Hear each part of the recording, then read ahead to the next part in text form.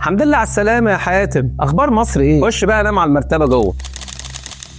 نزلت بقى شوارع نيويورك عشان ادور على شغل. طبعا انا ما اعرفش اي حاجه، فرحت نازل الشارع ومدور على محل مطعم دار زنجة بوتيك واسال فيهم do you guys need job do you guys hiring. وكل ما اخش محل يقول لي خد من الابلكيشن دي وهاتها وتعالى. الابلكيشن مكتوب فيها هم محتاجين سوشيال سيكيورتي نمبر، وانا عمال بقى املى الابلكيشن ومش عارف اي حاجه. الابلكيشن دي بتاعت الناس اللي عايشين في البلد اللي معاهم سوشيال سيكيورتي عشان يقدموا على الشغل. انا كنت رايح كده انا الم حق التذكره والمصاريف بتاعتي. الحمد لله ربنا رزقني بمطعم بيعمل فطار وفرايد تشيكن عند واحد افغاني، وقابلت هناك واحد تونسي شغال في المطعم. قلت يا فرج الله هيفهمني بقى كل حاجه وكده الدنيا اتحل. معانا واحد شغال ورا في المخزن عمري ما هنساه، اسمه مايك. تقريبا ما كانش بيفوق من الازازه، كان بيخش الثلاجه ويسقسق تقريبا طول اليوم. يا مايك لو سمحت تعالى علمني ازاي احط الفراخ. Yeah bro, I don't think you can do this chicken right there bro.